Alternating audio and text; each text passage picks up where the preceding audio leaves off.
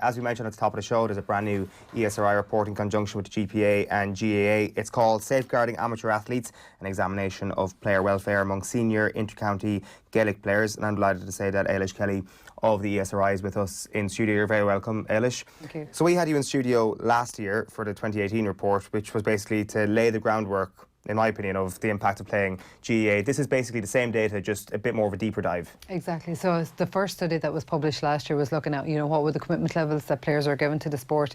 And I suppose what we identified there, that was on average players are allocating about 32 hours a week to their inter-county commitments. Now, as we said that time, this is very much a baseline measure because we couldn't capture every single commitment that players are given in that study, nor could you capture the mental aspect of preparation for a game or post-game either. So that was the idea of that study. The reason that the GAA and the GPA commissioned this study was to take a more micro-analysis, looking at maybe decisions players are making around their career, education decisions, professional career.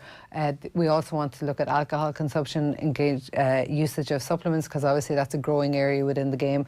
And we also looked at the supports that players are receiving, satisfaction levels of those supports, and also what players might change about the inter-county experience or the setup. We'll get into, I think, education and careers and supplements. They're kind of the three areas that I'm interested in. The alcohol thing has got a lot of headlines this morning. Just briefly mention that, explain to us the statistic and if it's worrying or not.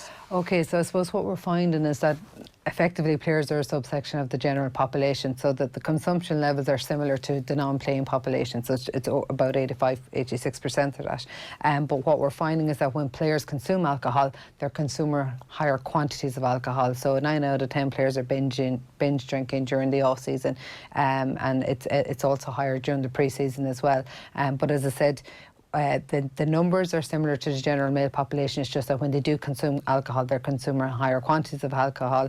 Obviously, that's not good for an individual's health. So I suppose it's to identify, is there any association between the commitment levels that players are getting that was identified in the last report and potentially not having enough of downtime or an off-season. Yeah, Joe Canning has talked about this, and I don't necessarily think this is anywhere near the biggest story coming out of the report, but it is quite interesting in that some managers and kind of setups basically have a somewhat autocratic regime where it's like you can't have a pint for like 6 months, and then when they do go out, obviously they're apt to like have quite a few drinks just to let go. And whereas like you will have lots of Premier League players who will have a couple of drinks at the weekend, and it's a lot more relaxed regime. So I think that's quite interesting, and I'm not sure if that's changed much in that like players are given a little bit more kind of leeway. But this notion of and clubs like having you can't have a pint now for the next 3 or 4 months, that should not be the case. Players should be allowed to live their own lives. They're not professionals, and I think that is quite interesting.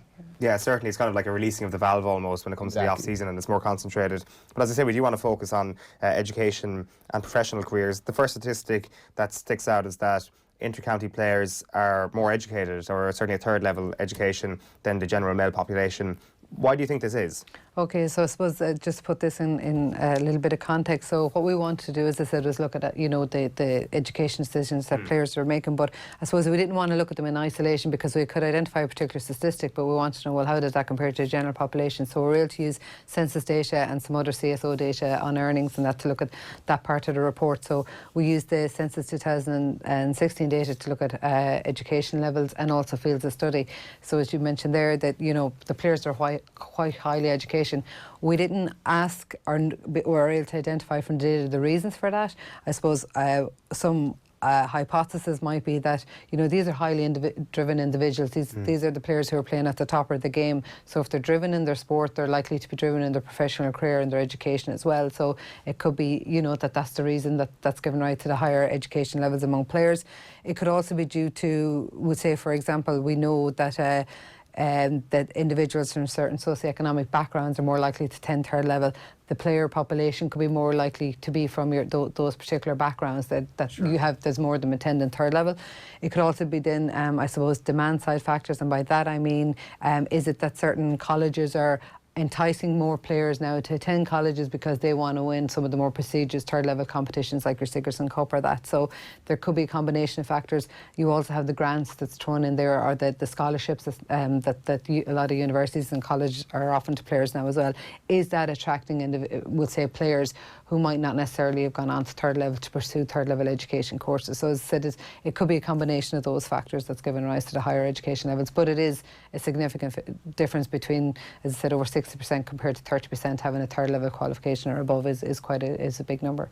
Have we established then when they get to third level the quality of the education they're getting in terms of the hours they're spending in lecture halls? I presume that then that's at a lower rate to the general third level attending population. Yeah, so interesting again, we were able to look at the courses that players are doing versus the general population. We were able to use Higher Education Authority data, HEA data, to look at the hours to their study. There's not a huge difference there, but I suppose where the difference is the courses that players are studying. So you've much higher percentages of players who are studying education, arts and humanities, so they're overrepresented in those fields. So for example, education, you've 26% of players are studying education. That compares to about 7% again of the general male population of the similar age. So they're underrepresented in what we would call the STEM subjects, so your science, technology, engineering and manufacturing. So there's a significant underrepresentation of players in those, possibly because they're leading to careers that have longer working hours, which isn't conducive to playing senior inter-county. But I suppose from a player's perspective, it is just about education, and at the end of the day, players are going to make the decision whether or not they want to give the commitments, but it's just important to educate them that the decisions they're making will have implication in terms of earnings and also their career potentially for when they finish playing the game. Yeah, like it is simplistic to say it, but it is truth. It's represented in the statistics that people are picking certain careers because it allows them to train better, it's less arduous in the body, you have weekends off, you have evenings off, and it leads into all of that.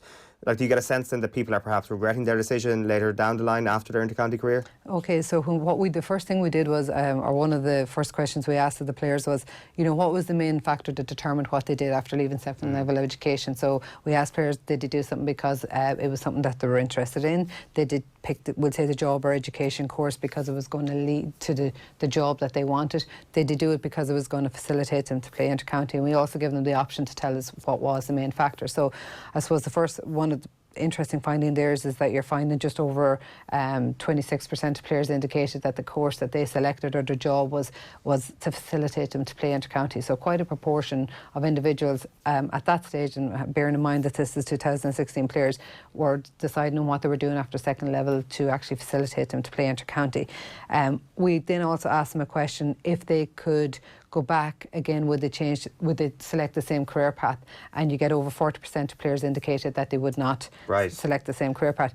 But again, the question you might ask as well, is that high? Because straight away you think 40% sounds like a lot.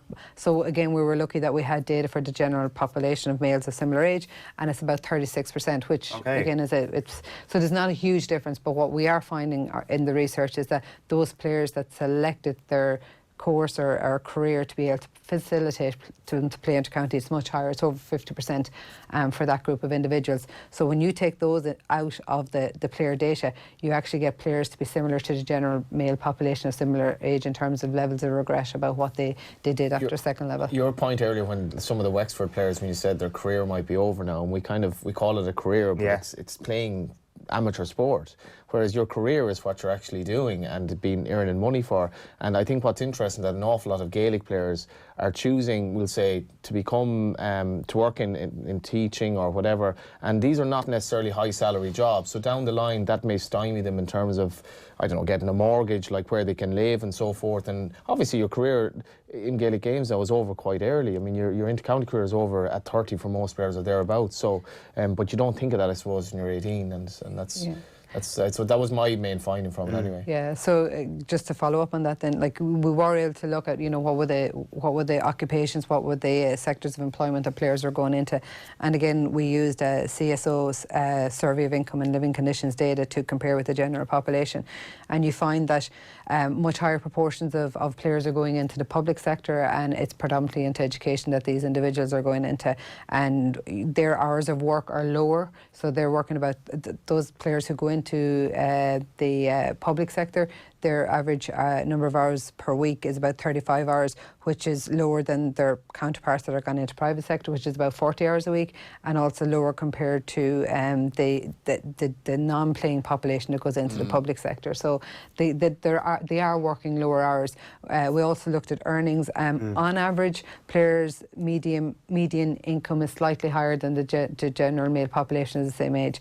But when you look at it by education levels, those that have higher levels of education are earning significantly less, as are those working in the public sector, as are those who are working full time. So there is a trade-off in terms of playing and players' earnings at that point in time. Right. Okay. That's an interesting point. So that would lead to kind of the suggestion now that when it comes to reimbursement for expenses or all that sort of thing, that's of vital importance, because there is a financial sacrifice on occasion. They can't, like even people within education, for example, they can't work the extra hours to make a bit of extra cash. They got to go and train. So that becomes a highly important thing from the GPA's perspective and the GAA's perspective. Okay, so in that regard, though, what we weren't able to look at in the study is how much potentially that's being compensated for by we'll say the government grant that players get, or the expenses, or the gear, or if you want to take those sort of benefits into consideration, or that as well. So we weren't able to look at how much we'll say that those supports the players are receiving are offsetting the income. Nor, I suppose it's important to bear in mind that we are looking at players at a particular point in time.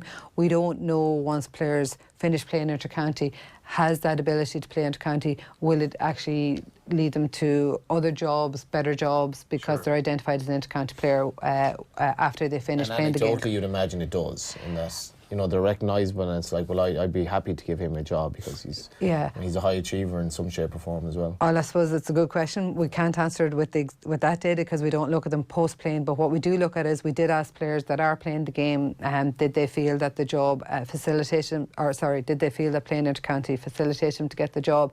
And there is, as you might expect, variation across the playing level. So we'll say players from the higher playing levels, so your Division 1 footballers and your McCarthy Cup hurlers, will say, yes, they felt that being an inter-county player facilitated them to get a job. But what we don't know from that question, is it because they're an inter-county player and an employer decided, I'd like you working for me?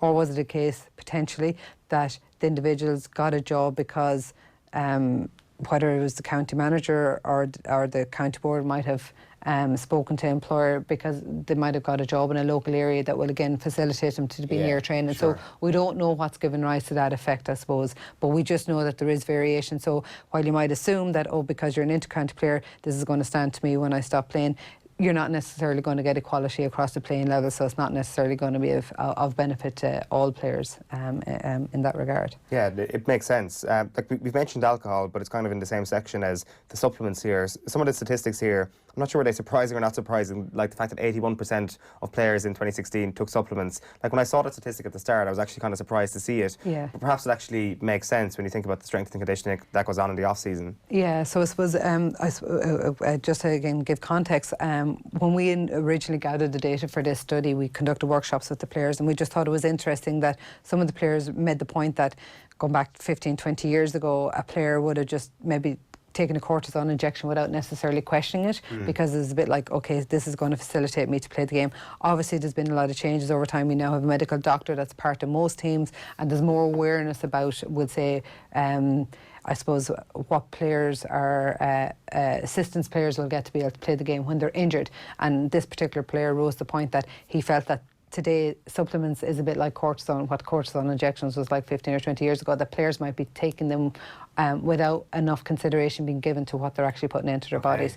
So as you said, though, it's not surprising because strength and conditioning is such a big part of the game. Now, it's also that the levels these players are training at, but you ask any nutritionist or dietitian and they will always recommend as much as possible to get what you need from a regular diet, like your protein from your chicken or whatever else. But obviously there are times when players aren't able to do that, so supplements is highly used within the sport. Because the nutritionist is not supplying these supplements, or even are they recommending the supplements because they're being taken or being purchased from outside of the inter-county setup, obviously? Yeah, so the supplements, as you mentioned there, there's a high proportion of players using supplements, and quite a number will say that they're recommended to do so by a member within the inter-county team. So whether that's the manager, the nutritionist, or who we as I said, we group them as one. So exactly. we don't know, the manager could be going off on his own, telling the player to be. It's more than likely though the nutritionist that it's a bigger proportion of players that are, because again most teams now have a nutritionist as part of the inter-county setup. But I suppose where you do find variation is that there's quite high levels of supplement usage among the lower playing levels where there's less monitoring going on. So in terms of drug testing and that, if drug testing, for example, is just focusing on your top tier players, there might be more of a need to make sure that it's across all playing levels because the monitoring is lower among the lower playing levels. Well, that's very interesting, because when I immediately looked at it, I was like, well, of course there's going to be a huge awareness of anti-doping and potentially contaminated substances because of the Brendan O'Sullivan case a couple of years ago. But that case actually occurred after this data was sought. That was 2017, if I remember correctly. It was in around that time, I think. Right, so it might have had some sort of impact on the survey that they might have actually, because I'd imagine if I was an inter-county player and I saw that story come out, I'm hugely cautious of every single thing I'm putting in my body, especially from supplements. Yeah, and see, so in that regard, what we find, so quite a high proportion of players, as you mentioned, is using them. A lot of them are being recommended to do so by the inter-county management team, as in not the manager per se, but that background team. And quite a proportion of players are actually sourcing their supplements from the internet. So again, it's about an education piece because of the fact that unintentionally, it could be in a lot of cases that these individuals may or may not be, if they're sourcing them from the internet, in terms of contaminated substances, that there will be a concern there. So I know Sports Ireland give a lot of guidance in that regard. I know also that there's a website where players can go in and they can put in the product and they can identify whether or not there's any of the substances within it and whether or not they're on a banned list or not. But there is potentially more education needed around that whole area of supplement uses and where you're sourcing your supplements, because of the knock-on effects of potentially getting a contaminated product. And not only will that have an impact on the player's own physical health, but obviously if a person is drug tested and they're found... You did some studies in drug testing as well, in terms of how often they're drug tested into... Yeah, so I mean, we know that GAA players there's a quite high level of them, would say, compared to other sports, but the figures are actually still quite low, and I suppose it's higher among your top tier players, but it's lower among lower playing levels or that. So there's possibly that's an area that can be looked at as well. What about the ages of the players taking the supplements? Because obviously there's perhaps some long-term drawbacks to taking supplements, especially if you're using them too young. I don't know the ins and outs of the science, but perhaps if you're in a very controlled inter-county environment and you're fully developed as a human being, it might just be a better situation to take a supplement. Yeah, so my two colleagues that worked on the report, Conor Keegan and Brendan Walsh, so Brendan looked at, which is really interesting, he looked at the age that players start to taking supplements at, and what he found in that regard is that the older players on the team probably started in their early mid-20s to take supplements, but it's the younger players now that are coming into the teams, they're taking them at a much lower level, and in some cases lower than what the GAA recommend in their own guidelines about when players, if they're, first of all, I should say the GAA and the GPA will say that, again, players, they should be sourcing their nutrition from natural sources, but if players are going to be engaging in supplement usage, that it should be a certain age. And what the research is showing is that the younger players are taking supplements at a much younger age. So, I mean, that is something that needs to be monitored, because I don't know that enough work has been done yet about the longer term implications of taking supplements on individuals. I guess it's kind of a nationwide thing at the moment. There's such a supplement culture in rugby, especially in the mid to late teens. People in schools rugby, essentially, it's impossible to think that hasn't actually transferred over to schools GAA. The first thing you think about when it's like, you know, the schools game in rugby, because it's so absolutely so obvious. Yeah, like the whole bigger is better culture. I know I hadn't actually, I'm not sure if it's included in the report or not, the idea of players getting bigger earlier, because you see it with like minors and stuff, like the muscle mass they're putting on. Even if you compare from when the survey was done to the last couple of years, it's very noticeable. I'm not sure, is there even anecdotal evidence of the impact of that? Yeah, we don't know that, and I suppose that's an interesting point, because just when we talk about drug testing and everything else, we'll say it's done at the senior level. So there's obviously, we don't know what the situation is for your minors or your under 20s, whether that be club or inter-county level, and as you mentioned that at least when you see players on a pitch now they appear bigger builds, but again is what is happening at that level for those individuals in terms of you know, what supplements are they taking, what proportions of those individuals are taking supplements. So I suppose that's for further work. In an overall sense then, Eilish, what would the players change? Did you get a sense of if they could perhaps alter one thing in the GAA, what would it be? Yeah, so this is, I suppose, I suppose we find it interesting because in some ways the report comes full circle. So, you know, at the beginning we look at education, professional career, then we go on and look at alcohol use and supplements, and then we ask players about their satisfaction levels with the supports that they're receiving through the player charters.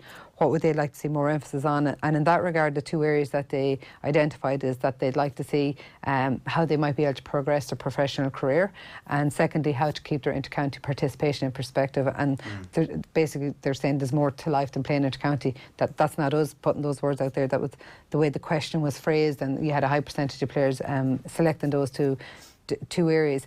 And then we, I suppose, at the very end of the survey, we would give players an opportunity to give feedback about if they had an opportunity to change one thing about their inter-county experience, what would that be, and also in terms of the inter-county setup. And I suppose what we find is that maybe if some of the issues that they've highlighted in this section was addressed, you might not necessarily be getting some of the educational professional career results. So in that regard, players said that they'd like a more fixed season and a shorter playing season, and also to know actually when the season was. They'd like a reduction in the time commitments that included the amount of time travelling to and from the different trainings, and the third main factor was they'd like to see a reintroduction of enjoyment back into the game, which was an interesting point. That was the biggest, like, what does that mean? Because, you know, enjoyment, so a lot of it isn't enjoyable, and this is, I mean, I think Horn was saying in his little piece, he was saying, you know, amateurism is sacrosanct in the GAA. Yeah. And this is all nominal amateurism because it's more than vaguely professional. It's professional in so many ways, obviously, you know. Yeah, so I suppose maybe players themselves feel that there's a rebalance, and I mean the fact that they selected out the fact that they would like to know more about how they can keep their inter-county participation in perspective, and the fact that they also said that they'd like to see the reintroduction of enjoyment back into games. Obviously some players feel that maybe it's a bit imbalanced at the minute, and I mean there's other findings from the first study and this study that would feed into that as well about the amount of or lack of downtime that players get, not getting time to spend with family or friends. Those sort of factors aren't sustainable long run. Neither is the career that we'll say short term they're able to balance the two of them, but we know again from the first study that the main reason when players step away from the game that they do so is because they want to focus on their professional career. So some individuals might perceive players and the amount of commitment that they give as irrational, not being rational, but they are rational individuals because they know it gets to a certain stage in their lives where it's not sustainable to keep the two of them going, and why did they step away? It's because they want to focus on their professional careers. And as you mentioned earlier on about the age profile, obviously if the time commitments continues on an upward trajectory, you'll possibly see a reduction in terms of the average age that players stay playing to. And I mean, is that sustainable for the game? Is that the direction that the games want to be going in? That's, I suppose, for the organisation. If it wants to stay amateur, the answer to that question is no. Like, I presume what happens now is that the GPA and GAA analyse this data and think if there's anything they can do on an overall sense, because you look at the horse bolting at the moment, and if you let every county look after their own affairs themselves, especially when it comes to inter-county teams, this will only get worse. If you do a survey next year, the minutes will probably be higher, the commitment levels will probably be larger, but if there is an overall national crackdown on this sort of thing, especially at certain times of the year. This time of the year, for example, we might have some sort of improvement. Yeah, well, I mean, if you give players an off season, and if you give them a fixed time period, as I said, that would potentially help in terms of some of the issues that was identified in the first part of the study. Sure. I think it's just that the top teams are at such a high level, and everyone has to raise their standard to be there. It's impossible to just not do it 100%. That's it. Yeah. That means for a lot of counties that have no chance really of winning anything, that I've spoken to players playing for some of the smaller clubs. Or some of the smaller counties. It just didn't make sense for them to commit because their lives were basically gone for the year. Yeah, and I suppose at the end of the day, and we always say this, it's an amateur sport. Individuals are going to make their own decision whether or not they want to give the commitment level. So it is just about educating them and making them aware of what the implications are of the decisions that they're making, and just for them to maybe. Obviously, there's a big proportion of them are thinking beyond their career, but there's obviously a proportion that are focusing specifically on being able to play the game, and it's just to make a realisation that this is an amateur sport. You are going to be able to pay for a particular period of time. Be privileged in some way that you can play it, because anyone that's been involved in the games will know how much you get back from the sport, but also bear in mind that there is a life after inter-county, and you need to be able to take that into consideration as well. It's fairly incompatible with the big multinationals now for an inter-county player to try to want to work for someone like that big that has demands on you in terms of hours and all that. I'm speculating, but I'd say it's next to impossible to do that. I'd say so, that the late hours and all that, it's just clearly... Yeah, well, I mean, the players will tell you again, and it's in the report itself, we asked them about promotion prospects, and there is a certain proportion of players that will say that it is having an impact on their promotion prospects. And again, from the workshops that we conducted with the players, that was coming through as well, that they just felt that they can't give the hours that's needed if they want to progress up the career ladder in their workplace. But they're making the decision, obviously, to play inter-county. But again, that's obviously going to have implications in terms of earnings at that point in time for the individuals. And future earnings as well when it comes to promotions that you missed out on in your 20s and early 30s. But it's interesting stuff. Eilish, thanks a million for popping into the studio. Thank you. Eilis Kelly of the ESRI there.